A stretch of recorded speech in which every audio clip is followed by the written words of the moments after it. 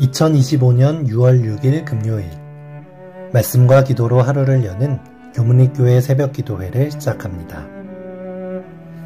하늘에 계신 아버지 하나님, 일주일을 보내고 안식일이 다가오는 예비일입니다. 주님의 인도하심 가운데 살게 하시니 감사합니다. 저희가 때로 절망하고 고난의 길을 걸을 때라도 저희 곁에서 보호하시고 함께하여 주시니 감사합니다.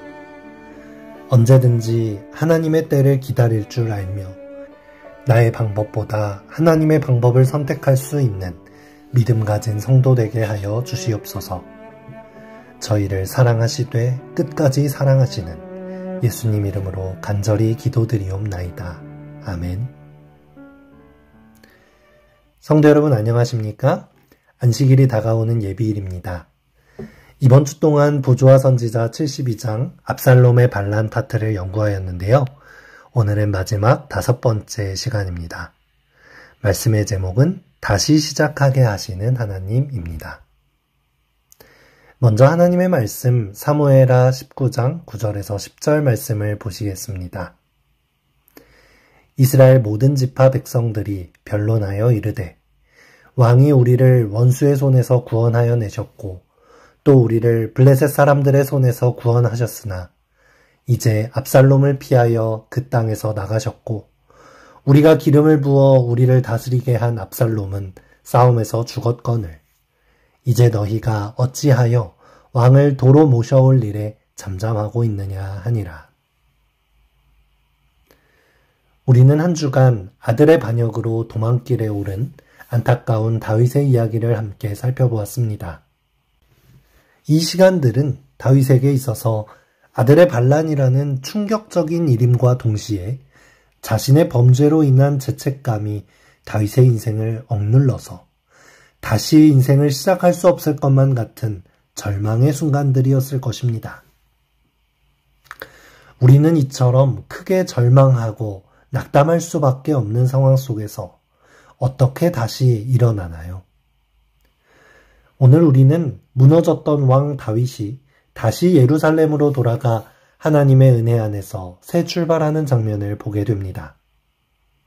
하나님은 다윗을 다시 왕위에 복귀하게 해주셨을 뿐만 아니라 다윗의 영혼을 회복시키시고 하나님 앞에 다시 설 수 있는 자리로 인도하셨습니다.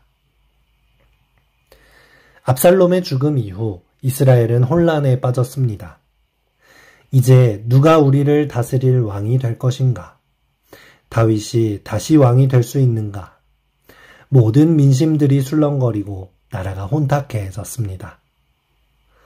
하지만 오늘 우리가 함께 읽은 말씀처럼 백성들 사이에서 다시 다윗을 복위시키자는 이야기가 나오게 되는 것입니다.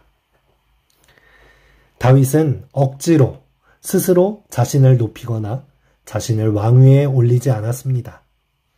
그는 백성들이 먼저 마음을 돌이킬 때까지 기다리는 마음을 가졌습니다. 하나님께서 원하신다면 백성들의 마음을 움직이실 것을 믿고 하나님의 때를 기다리는 것입니다. 여러분, 절망의 때에 다시 회복하는 방법은 하나님의 때를 기다리는 것입니다.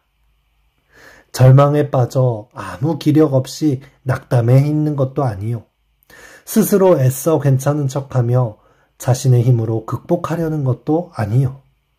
하나님의 때와 하나님의 방법을 기다리는 것. 그것이 절망에서 일어서는 법입니다. 여러분, 이런 절망의 때에 다윗은 어떤 마음이었을까요? 어떻게 마음을 다잡고 하나님의 때와 방법을 기다릴 수 있었을까요? 부조와 선지자는 이렇게 기록합니다. 이처럼 무참하게 욕을 당한 아버지요 왕인 다윗의 감정은 이 무서운 위험 중에 어떠했을까? 호기와 무용의 사람이요 그의 말이 곧 법이었던 왕이 이제 그가 사랑해왔고 맹목적으로 지혜롭지 못하게 믿었던 아들에게 배반당하고 명예와 신을 아는 가장 강한 유대로 결속되어 있던 그의 신하들로부터 모욕과 버림을 당한 다윗은 무슨 말로 그의 영혼의 감정을 토로하였을까? 가장 어두운 시련의 시간에도 다윗의 마음은 하나님께 머물러 있었고 그는 다음과 같이 노래하였다. 여호와여, 나의 대적이 어찌 그리 많은지요. 일어나 나를 치는 자가 많으니이다.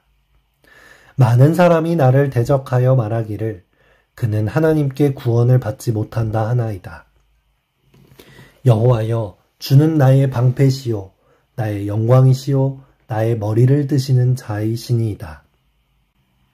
내가 나의 목소리로 여호와께 부르짖으니 그의 성산에서 응답하시는도다. 내가 누워 자고 깨었으니 여호와께서 나를 붙드심이로다.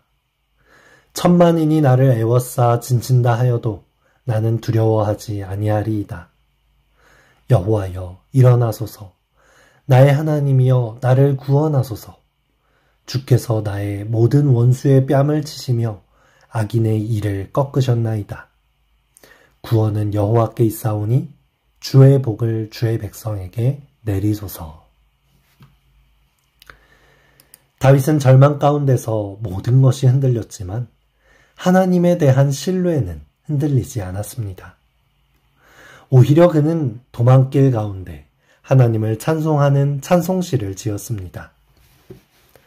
시편 3편의 말씀은 다윗이 압살롬을 피해 도망갈 때 지은 시라는 부제가 달려 있습니다.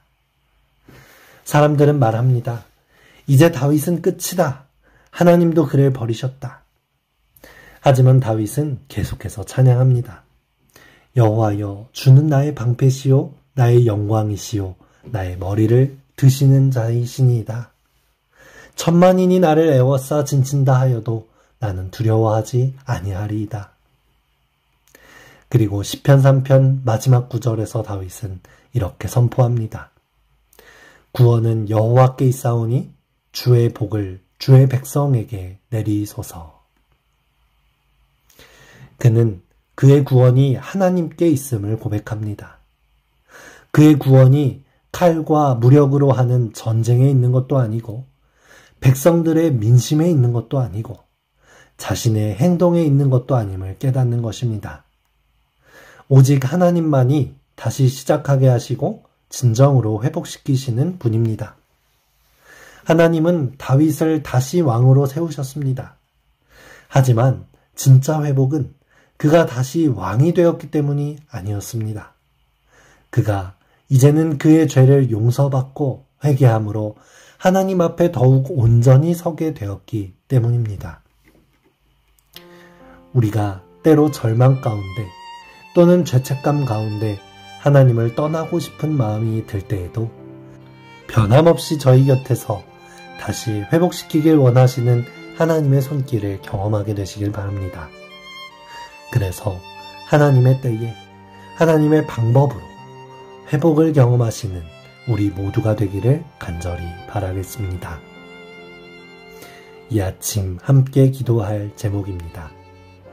절망 중에도 하나님의 때와 방법을 기다릴 수 있는 성도 되도록, 고난 중에도 찬양할 수 있는 믿음 갖도록, 안식일에 교회에서 드려질 예배와 순서들을 위해서, 안식일 학교 임원들과 각 소그룹장과 교사들을 위하여, 선교부 임원들과 도르가 임원들을 위하여 이 시간 함께 기도하겠습니다.